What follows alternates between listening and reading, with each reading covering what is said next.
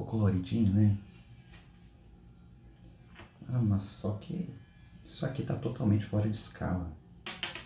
Se alguém perguntar alguma coisa, não sei o que eu vou falar. Só se eu falar que, não sei, as partículas foram expostas às partículas PIN. Não sei. Bom, vamos lá então.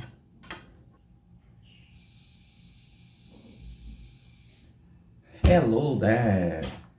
Estamos aqui mais uma vez dos estúdios da minha casa para a gente ter mais uma aula de biologia celular. Sou o professor Cleverson Wagner Ramos e hoje a gente vai falar das biomoléculas. São então as nossas células. Antes da gente entrar no estudo das células propriamente dito, a gente vai ter a nossa aula de hoje falando um pouquinho das moléculas encontradas dentro das células. Porque é claro, a célula é feita de alguma coisa.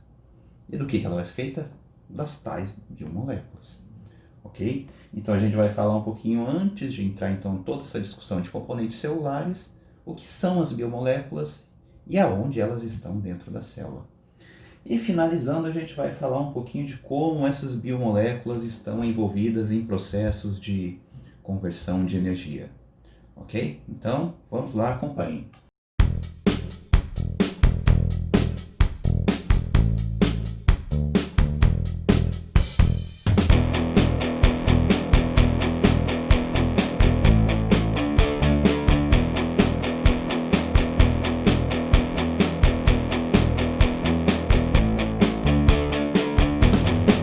Olá pessoal, então aqui a gente vê a organização na vida da Terra e ela sendo dividida em diferentes níveis hierárquicos. Então você vai ter uma organização que parte desde um nível macrocósmico, né, até populações, sistemas e até o nível atômico. Então ali sendo bem antropocêntrico, a gente coloca ali os organismos como, né, o pilar inicial, né?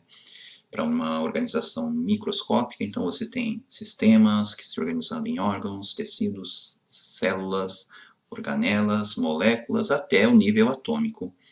E no outro lado você tem o organismo se aglomerando em populações, comunidades, ecossistemas, a biosfera, e continua. Aí vai sistema solar, sistemas planetários, galáxias, junções de galáxias. Bom, o que eu quero falar é que, independentemente do nível de organização, tudo dentro do universo é regido por leis da física, leis da química, da matemática e da termodinâmica. Então, a gente vai falar um pouquinho dessas leis na nossa aula de hoje e como que elas vão se relacionar com a organização das biomoléculas. Bom, vamos dar uma olhada então nessa organização, macrocósmica, galáxias, até sistemas planetários, biosfera, ecossistemas, populações, comunidades, organismos, órgãos, sistemas, células, organelas, biomoléculas e a gente pode ir até o nível atômico, né? Então, você tem as moléculas formadas por átomos e partículas subatômicas. É claro que a gente não vai entrar aqui nesse detalhe das partículas subatômicas, ok? Então, a gente vai parar nas nossas organelas, ok? Então, vamos retroceder um pouquinho, voltando aqui das partículas subatômicas até as nossas organelas, ok?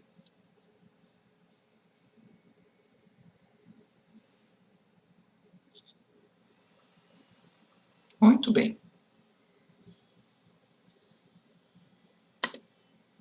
Então aqui a gente vai ter a nossa subaula, a nossa aula subdividida, melhor dizendo, em biomoléculas, processos ativos passivos e ativos na célula.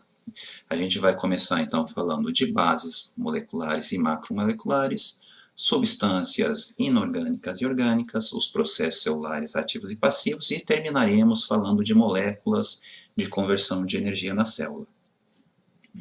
Começando então, a gente sabe que dos elementos químicos essenciais, a gente tem o carbono, o hidrogênio, o oxigênio, nitrogênio, enxofre e o fósforo. E eles vão fazer parte da constituição de 96% dos átomos, fazendo parte de moléculas mais simples, como água, CO2, até moléculas bem mais complexas, como proteínas, ácidos nucleicos e lipídios. Bom, então a gente vai sempre ter essa correlação entre esses átomos, e uma coisa muito importante é que cada número atômico ele vai estar correlacionado com um caráter de ligação que ele vai fazer com outros elementos, seja a ligação iônica ou a ligação covalente. Eu digo isso por quê? Porque essa ligação ela vai permitir com que a quebra dela gere energia. Então, conforme você tem ali um aumento do nível de energia naquele meio, você vai tendo diferentes tipos de reações ocorrendo. Então, por exemplo, aqui nesse conteúdo energético que está mensurado em kilojoules por mol, você tem ali aproximadamente 10 kJ por mol, você tem a quebra de uma ligação não covalente em água, em meio aquoso. Em cerca de um pouco menos de 100 kJ é a energia liberada pela hidrólise do ATP nas células. E aí você tem a quebra de ligações de carbono próximas ali de 1000 kJ. E até a oxidação completa de uma molécula de glicose que parte a mais de 1000 kJ. Ou seja, a gente vai tentar entender um pouquinho como que na parte final da aula, como que essa energia ela não é construída, ela é transferida de um sistema para o outro. Então, primeira coisa, a gente vai falar da distribuição de elementos químicos dentro de uma célula. Eu acho que todo mundo já deve ter ouvido falar que as células e os organismos eles são compostos majoritariamente por água. E isso é verdade. A gente tem no nosso organismo, ou numa célula, dentro da sua constituição, entre 75% a 85% é formada por água, enquanto que 10% a 15% de proteínas, e depois a gente tem os lipídios de 2% a 3%, a gente tem os carboidratos 1%, ácidos nucleicos 1% e outras substâncias também 1%. Então, além da água, que ele é um solvente universal, a gente tem esses outros elementos. E como que é essa distribuição, então, dentro da célula? As proteínas, a gente já viu que elas são majoritárias dentro da célula. E depois a gente tem os lipídios. Então, eles vão constituir 14,5% dos componentes celulares. E aqui nessa figura ao lado da célula, a gente pode entender o porquê isso ocorre. Porque quase todas as organelas celulares, elas são feitas por membranas plasmáticas. Então você tem as mitocôndrias, você tem o retículo endoplasmático, o complexo de Golgi, lisossomos, endossomos, todos eles têm uma constituição lipídica. E depois a gente tem os carboidratos, os glicídios, 4,5%, ácidos nucleicos, DNA e RNA e outras substâncias. Bom, uma subdivisão que a gente pode fazer dessas substâncias presentes na célula é classificá-las em substâncias inorgânicas e substâncias orgânicas. Apesar da água ela ser mais ter um aspecto dissolvente, então ela não é um íon dissolvido dentro da água, mas a gente pode colocá-la dentro dessa classificação de substância inorgânica, junto com os sais minerais. Enquanto que as substâncias orgânicas elas vão constituir carboidratos, lipídios, proteínas e ácidos nucleicos. Então a gente vai falar de cada uma delas a partir de agora. A água, então, ela vai ser o componente mais abundante dentro das células, solvente de íons e de substâncias orgânicas, sendo, portanto, indispensável para o transporte de substâncias, seja para dentro da célula ou entre a célula para o meio extracelular. E é importante frisar também que nos organismos que fazem o controle de temperatura, ela vai manter a temperatura de animais e de plantas, estando também ligada diretamente a processos enzimáticos e processos digestivos, síntese de substâncias como a fotossíntese e atividade de outras enzimas. E é claro também uma infinidade de outros fatores, como a distribuição de hormônios dentro de um organismo, como a contração muscular também. Então tudo é dependente da água. E aqui a gente tem a estrutura química dela. A água, para quem não conhece, ela é formada por duas moléculas de hidrogênio e uma molécula de oxigênio. E por que essa constituição química dela ela é tão peculiar? Porque a gente vai ter dois tipos de ligações que vão ocorrer entre moléculas de água. A primeira ligação que a gente tem é a ligação que vai ocorrer, que vai ser a ligação covalente entre o átomo de hidrogênio e o átomo de oxigênio. E o segundo tipo de ligação, que a gente chama de ponte de hidrogênio, ela é uma ligação um pouco mais fraca, mas que traz toda uma diferença para o comportamento físico da água. E essa ligação, chamada ligação de Van der Waals, é ela que vai permitir com que a água tenha esse aspecto líquido nessa temperatura que a gente encontra no planeta Terra. Para a gente entender um pouquinho mais o que é essa ponte de hidrogênio, a gente tem aqui um exemplo de um átomo aceptor e um átomo doador. Lembra lá daquela primeira imagem da tabela periódica? Pois bem, então o hidrogênio ele tinha um próton e um elétron. Então é uma molécula que se torna estável rapidamente. Então, por conta dessa estabilidade do hidrogênio, ele acaba doando esse seu elétron para um outro átomo que necessite. Normalmente esse átomo vai ser o oxigênio. Então você sempre vai ter essa ligação entre o hidrogênio com o oxigênio ou outras moléculas que façam esse tipo de ponte, e você vai então ter uma compartilhação da nuvem eletrônica desses dois átomos. E aqui a gente tem alguns exemplos, né, desses átomos doadores, sempre o hidrogênio, e os átomos receptores, né, o oxigênio, o nitrogênio, como no exemplo aqui mostrado. E isso vai permitir com que a água tenha propriedades físicas, né, os seus diferentes estados, né, enquanto que a gente tem o estado sólido, aonde a água ela vai estar com um nível cristalizado, a água no estado líquido, onde a gente tem essas moléculas com essas características vibratórias, um pouco mais aceleradas, e a água no seu sistema gasoso, né, quando a partícula ela já não faz mais as pontes de hidrogênio. Então, aqui a gente já começa a falar do entendimento que é sobre a energia presente em qualquer tipo de substância, em qualquer tipo de molécula. Quanto mais energia você fornece a um sistema, mais você vai aumentar o estado vibratório desse sistema ou dessas moléculas. Enquanto que num sistema onde a água esteja no estado sólido, você tem pouca energia no meio. Então, tanto que se você teorizar o zero absoluto, né, a temperatura onde o sistema não tem nenhuma energia, todas as moléculas elas estariam paradas, né? Isso seria uma condição ideal de um zero absoluto. Enquanto que no meio líquido, o estado vibratório, isso aqui que é o estado vibratório, eu chamo de energia cinética dessas moléculas, né? Que são, né, uma energia residual da própria nuvem eletrônica desses átomos constituintes da molécula, que fazem com que ela se movimente dentro do meio. E essa energia fornecida no meio líquido faz com que ocorram então essas pontes de hidrogênio. Quando a água passa do seu estado líquido para o estado gasoso, você então está dando mais energia para esse sistema. Então o choque entre as moléculas ele é maior e elas perdem essa capacidade de realizar as pontes de hidrogênio. Interessante, não? Muito bem, aqui a gente vê como que a água ela funciona como um solvente, né? A gente consegue muito bem diluir sal de cozinha, NaCl, né, num copo de água. Você não tem nenhum problema. Você coloca ali uma molécula, um pouco de cloreto de sódio e ele dilui, né, tranquilamente num copo de água, por exemplo. E isso ocorre por quê? Porque quando você coloca essas moléculas, né, esse cristal de cloreto de sódio, a ligação existente entre essas moléculas é uma ligação do tipo iônica, é uma ligação fácil de ser rompida.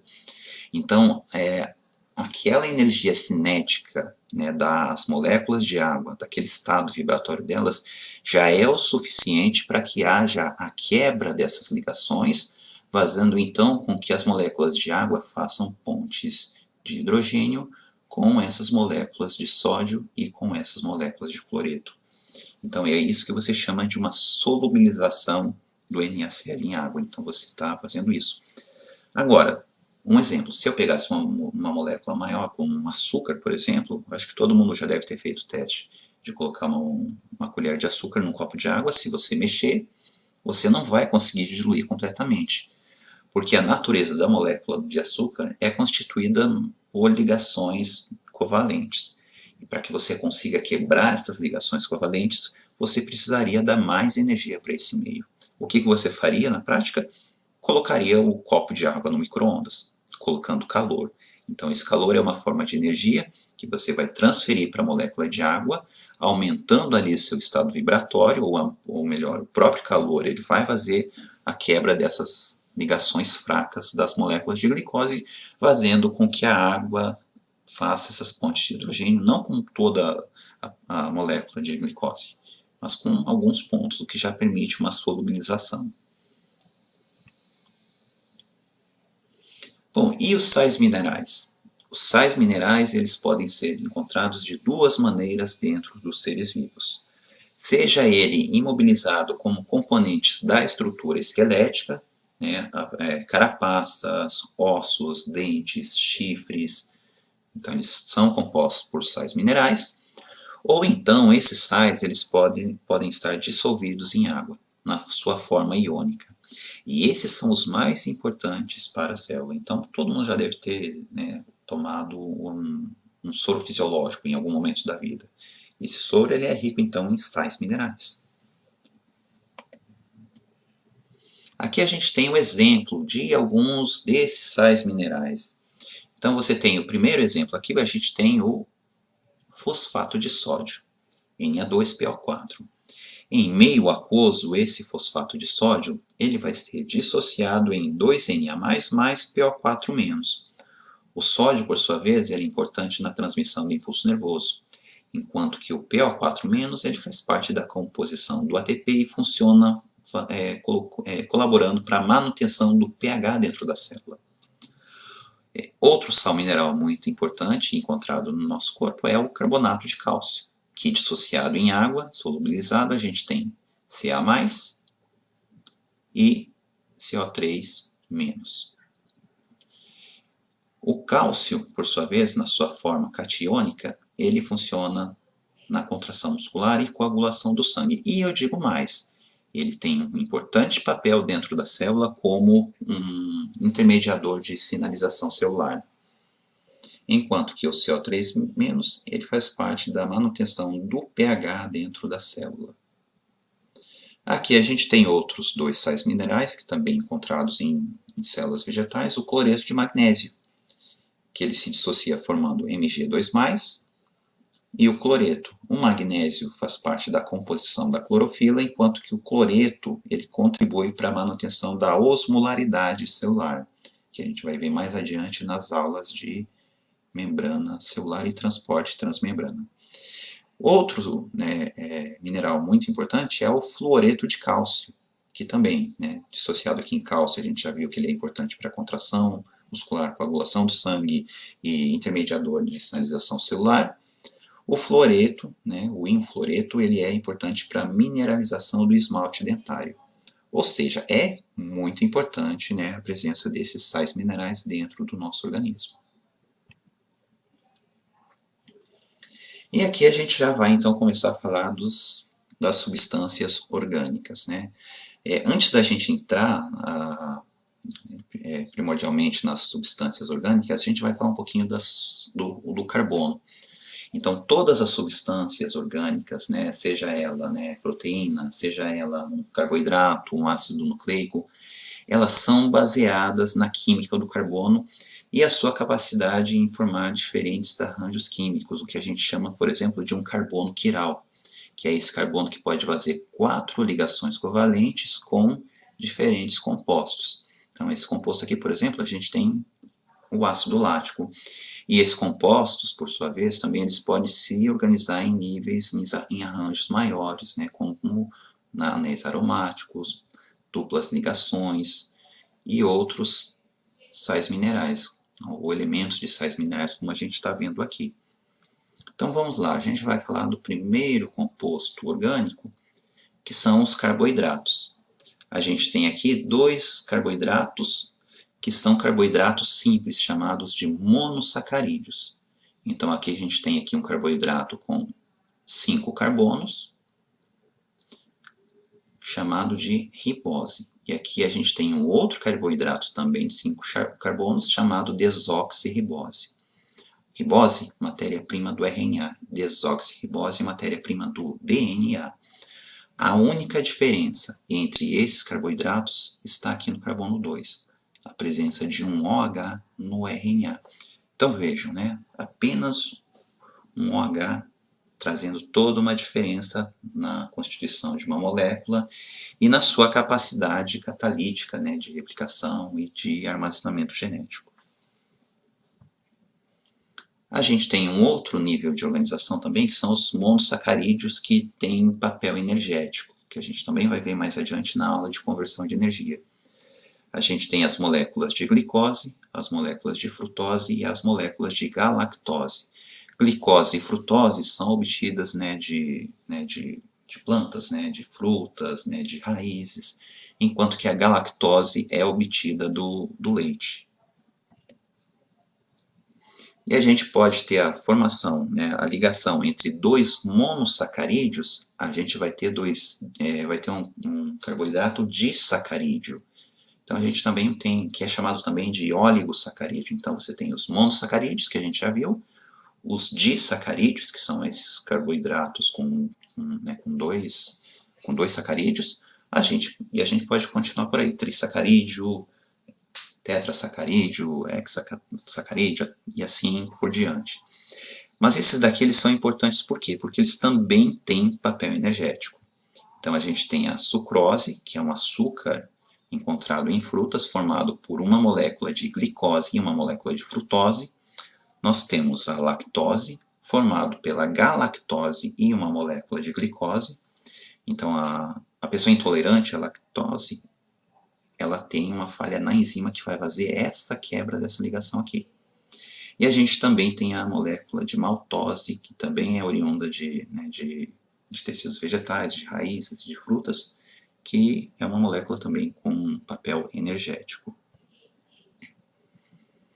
E nós temos, né, os carboidratos polissacarídeos, que são aqueles carboidratos com um número muito grande de monossacarídeos.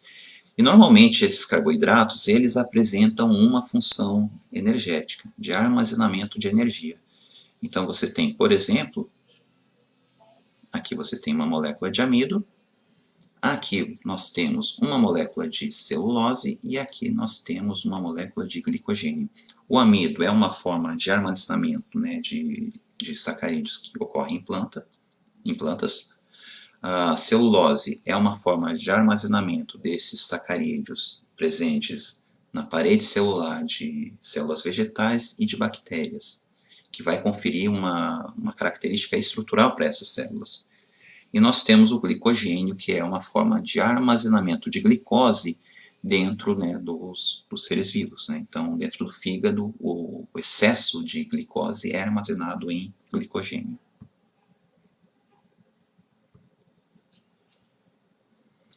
E aqui agora a gente tem os lipídios. Né? A gente vai falar dos lipídios simples e compostos.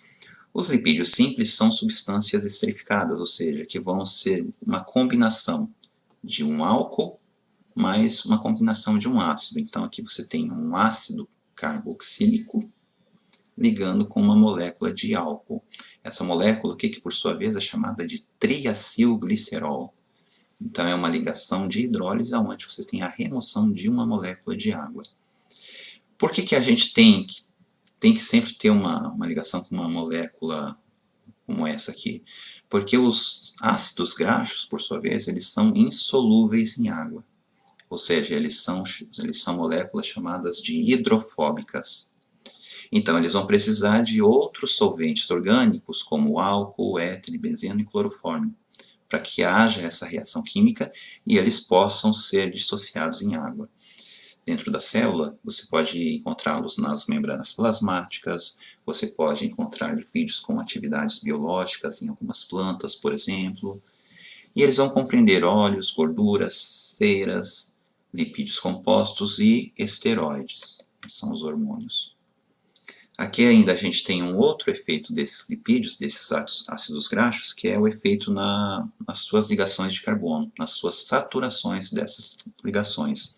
Então a gente está vendo aqui essa molécula de palmitato, que é uma molécula toda saturada, ou seja, todos os carbonos estão com as suas 4 ligações possíveis, né? Cedendo aqui, né, nessa região que é a parte final do carbono, do ácido graxo. E aqui a gente tem uma molécula de oleanato, ou oleato.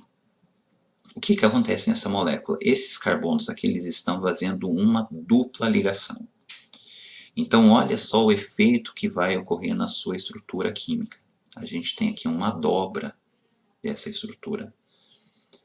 Como a gente sabe que a membrana plasmática é formada por fosfolipídios, na membrana plasmática a gente vai ter uma molécula que vai ser saturada e uma molécula que vai ser insaturada. E eu já adianto para vocês que isso traz todo um reflexo na movimentação desses fosfolipídios dentro da membrana plasmática. Aqui a gente tem então os lipídios compostos, que são formados por um álcool mais um ácido graxo e uma substância, por exemplo, o fosfolipídio. Então a gente vai ter aqui um álcool, por exemplo, o glicerol, uma molécula, né, hidrofílica, que é uma colina, e aqui os esqueletos de hidrocarbonetos, né, de ácidos graxos. Olha aqui aquela dupla ligação que eu lhes falei. Então esse lipídio aqui ele vai ser chamado de fosfatidilcolina. Então fosfatidil por conta da sua ligação com o fosfato e a colina por conta da sua região hidrofílica. Ela que vai dar o nome a esse fosfolipídio. Dentro do meio aquoso, então, quando você joga essa substância no meio aquoso, ela vai sofrer uma aglomeração pareando junto com outras moléculas de fosfolipídios. Então essas suas caudas elas sempre vão ser pareadas. E isso porque, lembra que eu falei que todas as moléculas têm ali seu estado de vibratório? Então essas moléculas têm o seu estado vibratório e elas vão se estabilizar mais quando tiverem contato com esse solvente, que é o solvente ou então uma substância igual a ela. Então é um fenômeno que você observa na natureza que ocorre naturalmente. Quase igual quando você faz uma bolha de sabão, né? E ela tem naturalmente a tendência de formar ali uma estrutura redonda, ou melhor, uma estrutura esférica. E aqui a gente tem, né, uma mudança de insaturações, como que elas vão influenciar nesse comportamento desses fosfolipídios. Um fosfolipídio que tenha suas ligações saturadas, ou uma molécula de triacilglicerol, como essa aqui é o caso, a gente vai ter um contato maior. Veja, toda essa área que está aqui, ela está em contato com outra molécula. Então os choques vão ser menores.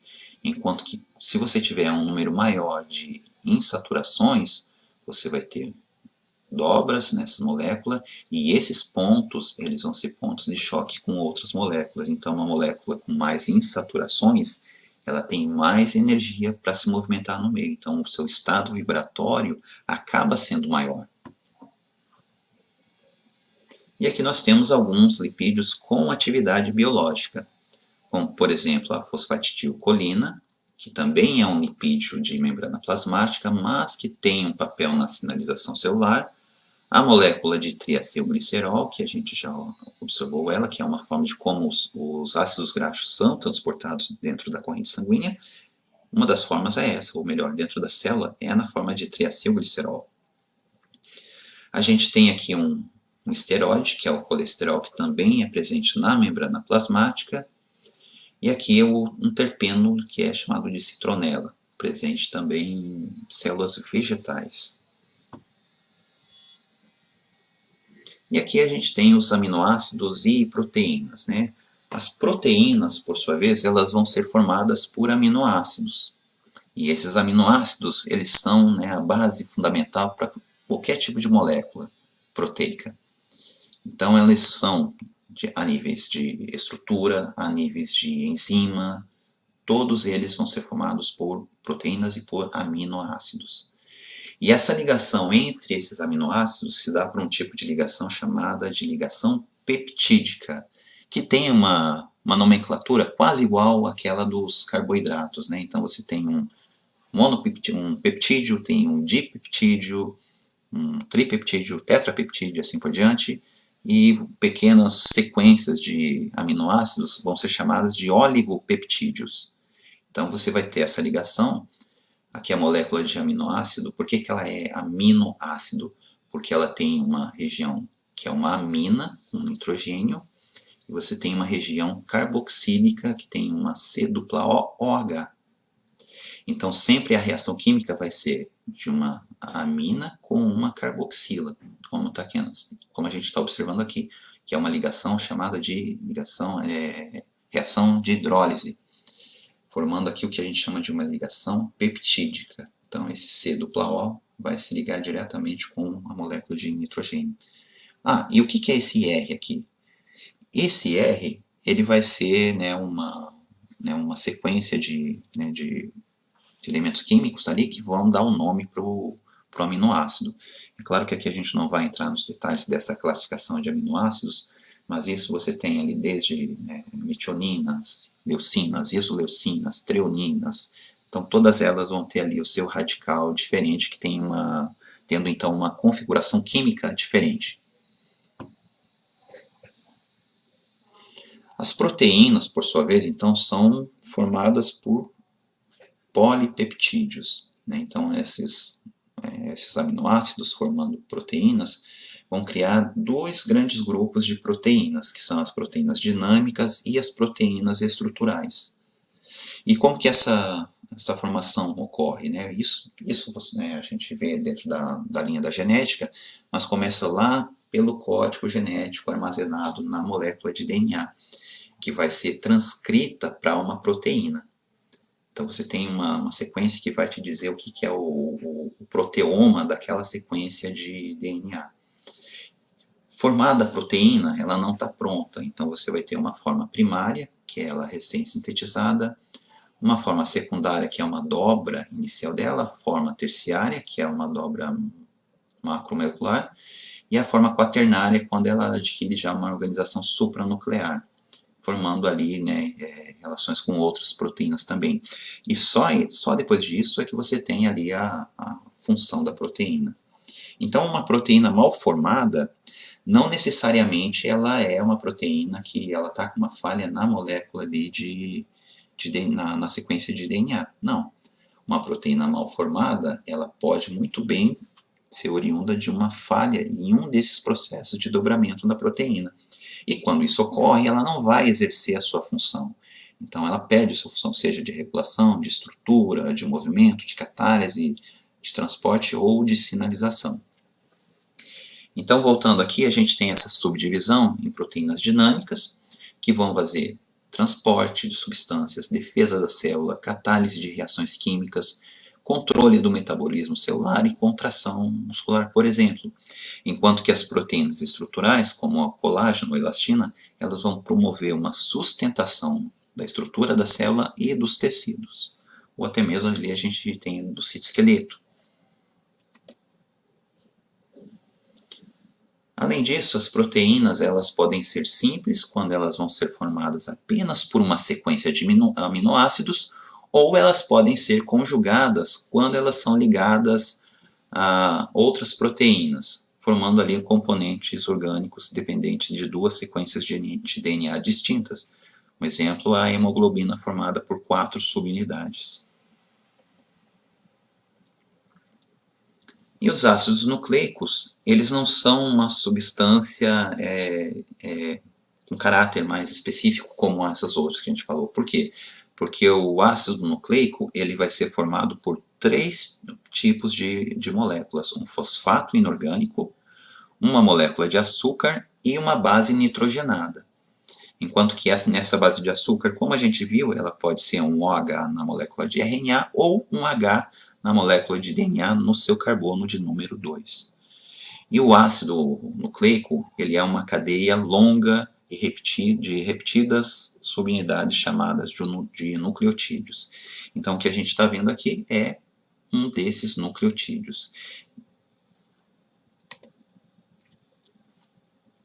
Bom, essa base nitrogenada ela pode variar. Então a gente tem ali as bases púricas ou purinas e as bases pirimídicas ou pirimidinas, enquanto que as purinas a gente tem 2 anéis aromáticos, como a adenina e a guanina. Nas bases pirimídicas ou pirimidinas você tem a citosina, que ocorre tanto em DNA e RNA, você tem a timina, que ocorre apenas na molécula de DNA, e você tem a uracila, que ocorre apenas na molécula de RNA. Então, na ligação fosfodiéster, que é a ligação entre os fosfatos, você vai ter uma estrutura mais ou menos assim. E como que é a organização final dessa molécula? Você vai ter um pareamento de base, dessas bases nitrogenadas, feitas pelas pontes de hidrogênio. Então, enquanto que você tem um pareamento ali de duas pontes de hidrogênio entre a timina e a adenina, a citosina e a guanina, você tem 3 pontes de hidrogênio. E o resultado final é que a estrutura formada é essa dupla hélice de DNA, no formato de uma escada em espiral. Então, aqui a gente vê que não existe uma enzima que faça essa dobra da molécula de DNA. Ela adquire essa forma simplesmente pela sua configuração de ligações fracas através do pareamento de suas bases nitrogenadas. Muito bem, agora que nós já conhecemos, né, as biomoléculas na célula, vamos começar a trabalhar um pouquinho em como que são os processos celulares que nós chamamos de ativos e passivos dentro da célula. Então, a primeira coisa para entender o que é um processo celular ativo e passivo é você desvincular daquele pensamento que a gente está falando de transporte através de membrana. A gente também tem um transporte através de membrana ativo e passivo, mas que não tem nada a ver com o que a gente vai ver agora, ok? Então vamos lá. Um processo celular do tipo passivo é aquele processo celular que ele não depende de energia externa ao sistema. Então, por exemplo, a solubilização ali do NaCl que a gente viu, ele é um processo passivo. Agora, a solubilização de uma molécula de glicose ou de açúcar, você teria que trazer energia de fora para aquele sistema. Então, ele é um processo celular ativo. A nível atômico, como que isso vai ocorrer? A gente vai ter ali dois tipos de ligações, a ligação covalente e a ligação iônica. Enquanto que na ligação covalente, o compartilhamento desses elétrons na nuvem eletrônica ele é maior, na ligação iônica ocorre a doação de um elétron para o átomo que mais necessita. Então acaba formando um íon positivo e um íon negativo. Então a gente vai ter sempre a dissociação de elementos químicos com ligações iônicas dentro da água. Então você tem o exemplo ali do cloreto de sódio, ele sempre vai ficar o Na+ e Cl-, por exemplo. E para que a gente faça a ruptura dessas ligações, a gente precisa de energia livre no meio.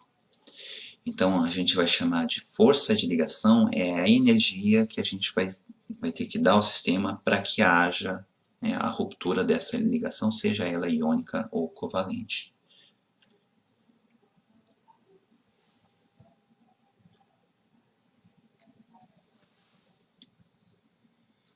Mas aí a gente pode perguntar, qual o processo que vai levar à formação de uma molécula ou então a sua desestruturação? O que forma uma molécula e o que vai tirar, vai remover essa molécula? A gente tem uma resposta para isso. Tudo tem a ver com o que a gente chama de segunda lei da termodinâmica, que é uma lei que diz que tudo dentro do universo tende a um aumento da entropia. Então, nesse exemplo, o que a gente tem? A gente pode dar uma olhada no próprio exemplo da água. A água, então, a gente tem a molécula de água, para que haja o seu esfriamento, retirando 100 calorias dessa água, você vai ter aqui ela passando para o estado de gelo. Se você pegar essa molécula e devolver essas 100 calorias, então, peraí, vamos voltar. 3, 2, 1, vamos. Você tem a própria molécula de água que tem esse papel, que tem é um exemplo de como funciona essa terceira lei da termodinâmica. Então, você tem a molécula de água no seu estado líquido, se você retirar 80 calorias, você vai transformá-la em gelo. Mas se você pegar uma molécula de gelo e você der 80 calorias, você vai transformá-la em água. Então, nesse ciclo aqui, a gente não teve nenhuma produção de energia. Você apenas deu ou retirou e você mudou o estado físico dessa matéria. Se a gente pegar essa mesma água que está aqui e a gente der 100 calorias, você vai transformá-la em vapor. Se você retirar essas 100 calorias nesse esfriamento, você vai ter ela no seu estado líquido novamente. Ou seja, dentro desse ciclo que a gente observou aqui, naturalmente você sempre vai ter um aumento para o caos. Ou seja, sempre quando ela passar de um estado vibratório maior para o outro, de um estado físico para o outro, você vai sempre ter aqui o aumento dessas calorias. E aqui a gente tem um outro exemplo de como, mais prático, de como esse aumento do caos, esse aumento da entropia no universo, ela ocorre no seu próprio quarto. Então, um quarto arrumado, à medida do tempo, ele tende a ficar ali todo bagunçado. E isso é o que a gente chamaria de uma reação espontânea. Então, à medida que o tempo passa, você tem ali o aumento da entropia desse quarto. Então, aqui a gente tem todo um sistema fechado. E para que ele volte ao seu estado organizado, a gente precisaria dar uma energia para esse meio. Então você teria que executar trabalho aqui. Dentro de um componente orgânico, a gente tem mais ou menos essa configuração. A gente tem o que nós chamamos de vias anabólicas e nós temos as vias catabólicas. Então, por exemplo, nós temos as moléculas de alimento, que por sua vez passam por vias catabólicas de desestruturação para trazer uma forma útil de energia que a gente possa armazenar. E, por sua vez, a gente perde calor. E a gente tem a via anabólica, que vão pegar essas moléculas fragmentadas do alimento e vão transformar em moléculas orgânicas que a gente necessita. Dentro da célula, a gente vai ter esse tipo de configuração que vai fazer. Então, a gente vai ter moléculas que estão desorganizadas, que estão tendo ali choques entre si, e por sua vez, esses choques, ocorrendo essas ligações químicas, você vai ter ali a liberação de calor. Então, você vai ter um aumento da desordem à medida que o tempo passa. Então, você tem esse aumento desses choques com o aumento do calor. Então, isso é muito comum. Por exemplo, por isso que quando o indivíduo está com febre, você tem que ter todo um cuidado. É claro que tem ali todo um aspecto fisiológico, do funcionamento de alguns órgãos, mas em níveis celulares, o excesso de calor ele é maléfico para a célula. Então, inclusive, você pode ali desnaturar algumas proteínas, você pode ter perda de algumas funções celulares importantes se você aumentar a desordem produzida pelo calor do metabolismo que está aumentado ali diante de uma infecção, por exemplo. Aqui a gente tem um exemplo bem interessante de como esses processos eles vão ocorrer. Logo após, então, a gente tem água gelada, água normal e água quente. E a gente vai pingar um corante em cada um desses recipientes. Então veja que no recipiente onde a água está quente, onde o choque está Podemos maior, observar que assim que a anilina entra em contato com a água, ela já começa a se espalhar. Porém, isso ocorre de maneira diferente em cada recipiente. Onde você tem a água gelada, essa dissolução da molécula de corante, vimos que a difusão faz com que as partículas do soluto se distribuam uniformemente pela solução. A temperatura da água afeta a velocidade desse processo, já que influencia diretamente na agitação das moléculas. Quanto maior for a temperatura, maior será a agitação das moléculas, e isso faz com que haja mais espaço para que o soluto se distribua. E é claro que eu estou chamando de vibração, mas a gente pode dar um nome para isso, que é a energia cinética dessas moléculas.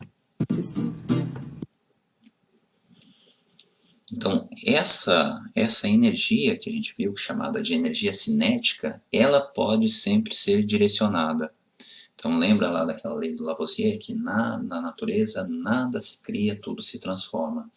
Então a gente tem uma transformação de energia. Por isso que é incorreto a gente dizer que sistemas de produção de energia na célula, como as mitocôndrias, elas produzem energia. A mitocôndria não produz energia. Ela não cria energia do nada, ela converte energia. Converte energia a partir das moléculas de alimento.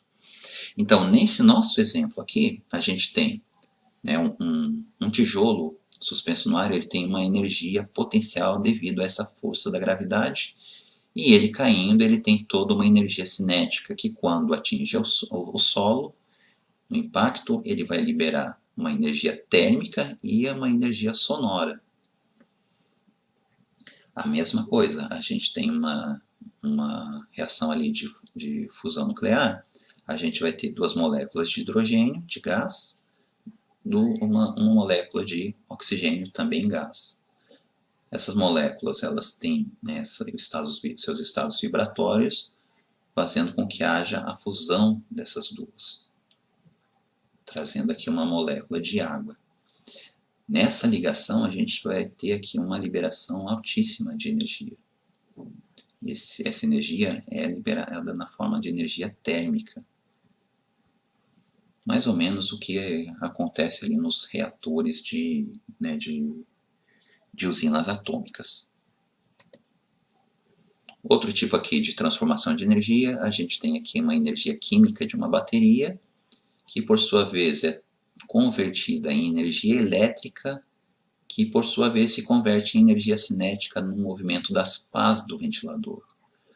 De um modo bem parecido, a gente tem a energia eletromagnética do Sol, que vai excitar a molécula de clorofila, que a gente chama de elétrons de alta energia, que vai fazer o processo de fotossíntese, que é a produção de açúcares. Bom, na fotossíntese é essa reação que a gente tem aqui. Aqui a gente tem duas diferenças entre o que a gente chama de fotossíntese e respiração celular. Enquanto que um dos processos ele faz a construção faz uma rota de catabolismo, o outro processo ele faz uma rota de anabolismo.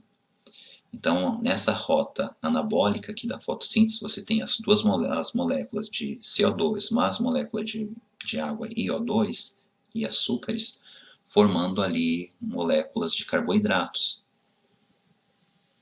E a energia oriunda desse sistema provém aqui da energia da luz solar. Esses açúcares formados pelo processo da fotossíntese, por sua vez, durante o seu metabolismo, eles liberam CO2 e junto com a molécula de oxigênio, que vai atuar como um elemento oxidante, elas vão ser quebradas em porções menores, numa via agora de catabolismo. E aí essa energia dessa liberação vai fornecer o que a gente necessita para que seja transformada em ATP. Um outro exemplo que a gente tem de um processo que vai também envolver essa troca de energia, ele é um processo que vai ocorrer a nível atômico, que é a transferência de energia residual em elétrons. Então você tem aqui um átomo 1 com um elétron, o átomo 2 com um elétron. Através da doação de um desses elétrons para um átomo que tenha uma densidade maior, você vai chamar esse átomo que recebeu esse moléculo, ele vai ser reduzido, e esse que doou o elétron, ele vai ser oxidado. Então a gente tem biomoléculas dentro da célula que vão ter essa capacidade de sofrer oxidação e redução. Um exemplo que a gente tem é o que está aqui, da oxidação do gás metano até dióxido de carbono. Então o metano, né, que tem aqui é o exemplo mais clássico, né, de um carbono quiral, né, um carbono com 4 hidrogênios, um gás. Ele é oxidado a metanol, diminui a sua capacidade energética, mas ainda ele tem bastante energia. Por sua vez, o metanol ele pode ser oxidado a formaldeído, por sua vez, a ácido fórmico até dióxido de carbono.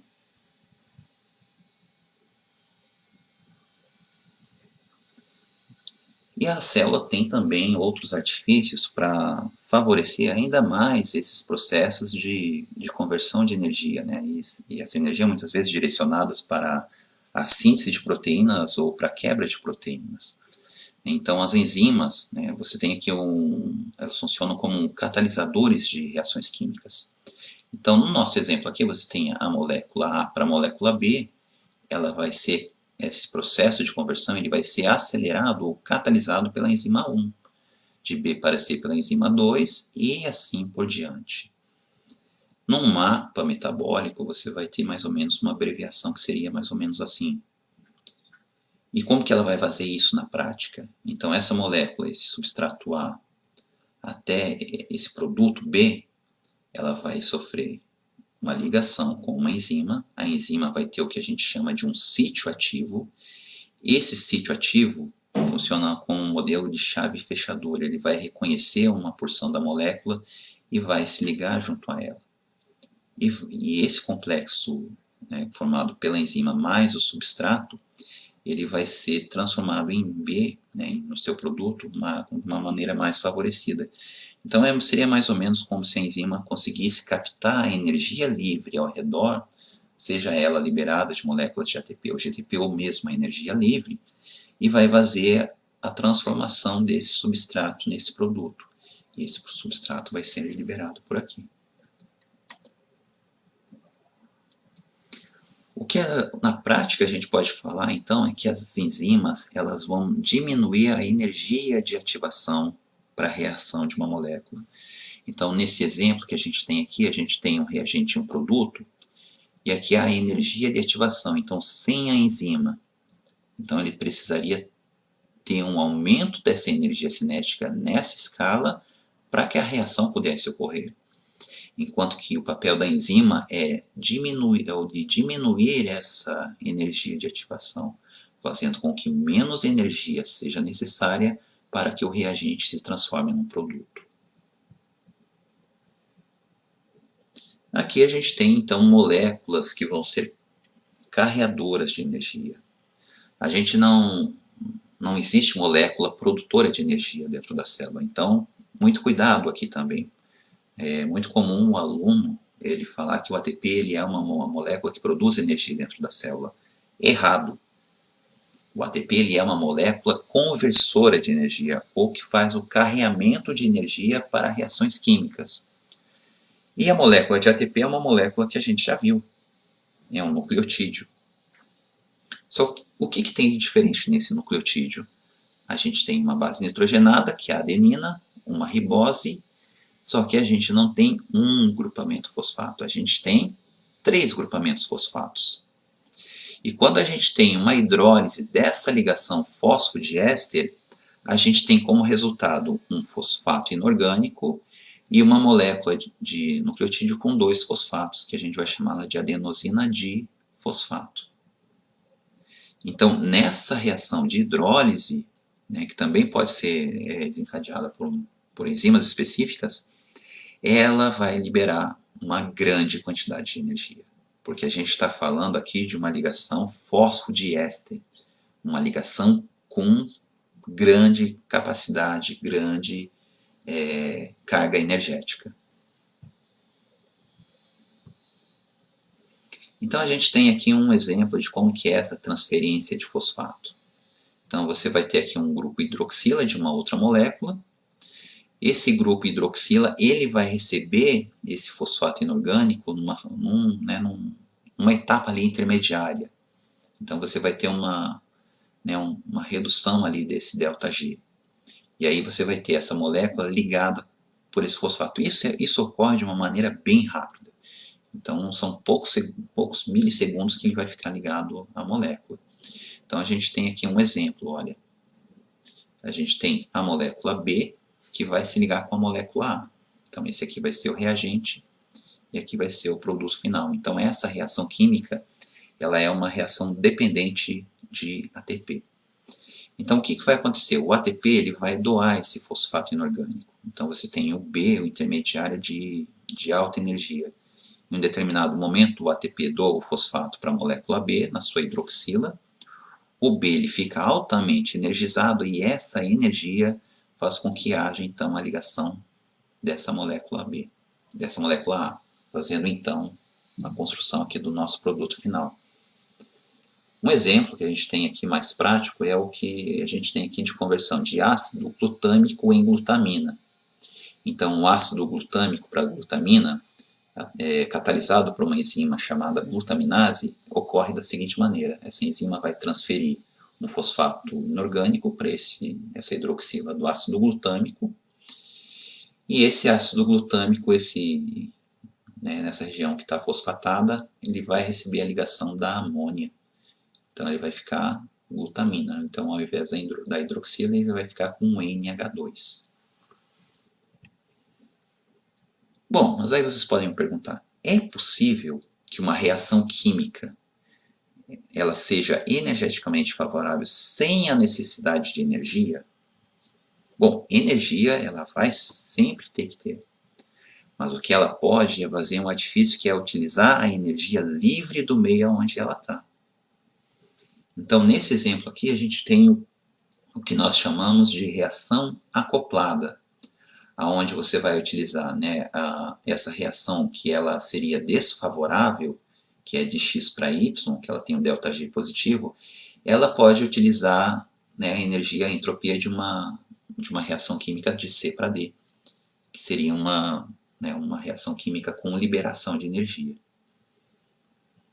Então, olha só mais ou menos como que isso iria ocorrer. Então, para essa reação química que ela seja energeticamente favorável de Y para X, então você teria essa configuração. Então, essa seta mais grossa que indica que existe uma tendência natural de conversão de Y para X.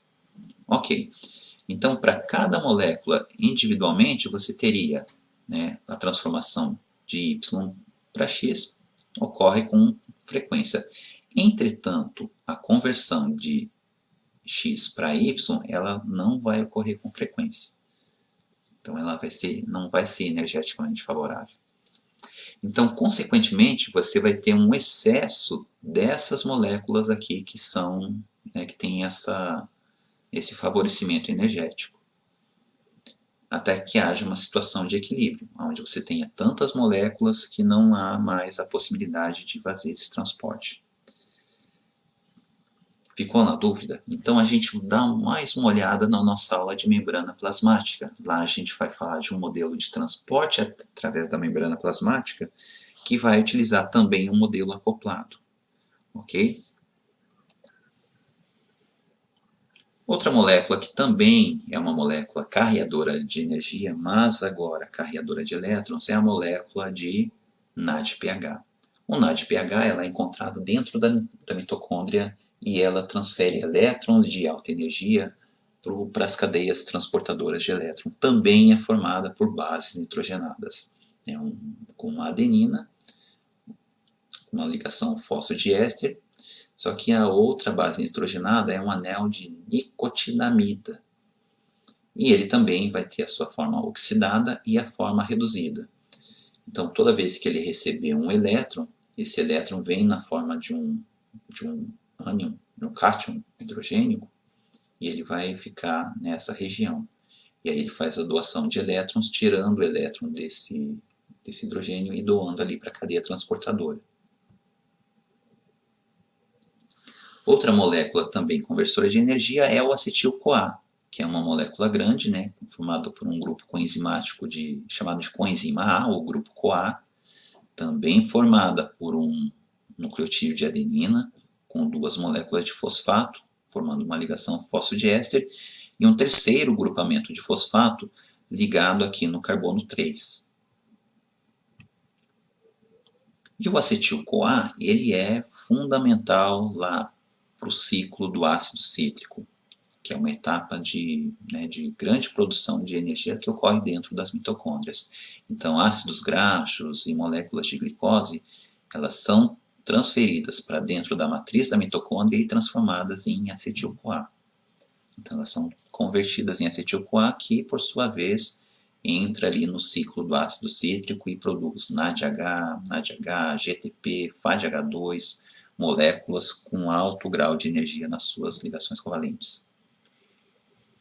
E aqui a gente tem outras duas moléculas conversoras de energia que, como a gente já viu ali no slide anterior, são as moléculas de FADH2, também é um derivado nucleotídico, que tem a capacidade de receber 2 elétrons de alta energia, e uma molécula de GTP, que é muito similar à molécula de ATP, com exceção de que o anel aromático dela não é uma adenina, e sim uma guanina. Ok? Bom, gente, essa era a nossa aula de hoje. Eu espero que vocês tenham aproveitado. Quaisquer dúvidas, não deixem de me procurar e nos vemos na nossa próxima aula. Um abraço a todos. Tchau, tchau.